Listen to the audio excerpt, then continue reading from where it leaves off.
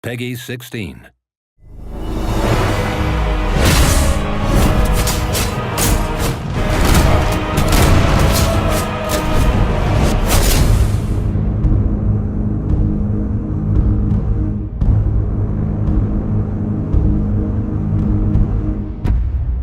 Empyreal is a sci-fi fantasy action RPG.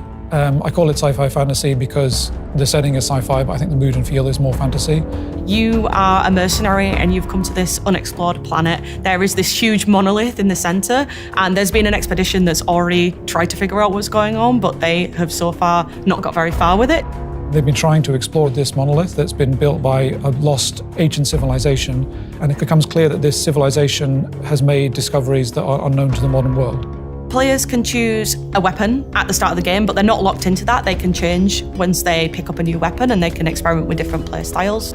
You can also customize your character, so you can make it however you want. There's lots of customization options, and I think there's a lot of variety there for players to explore.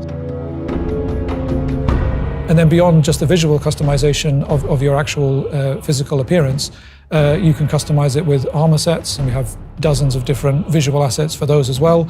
And then you can customize it with your playstyle. We have, I think, about 50 different abilities, hundreds of stats in the game. I would say, in summary, it's a true RPG. It's meant to be explored to that level of depth.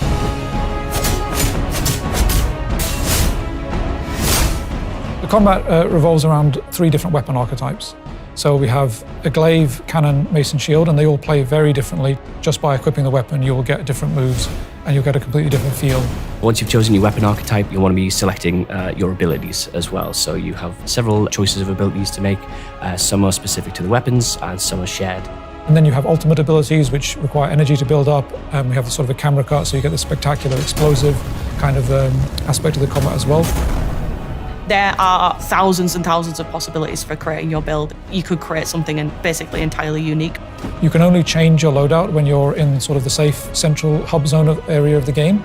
But if you find that for whatever reason a particular level doesn't seem to fit with the build that you've made, then you can change that and try again.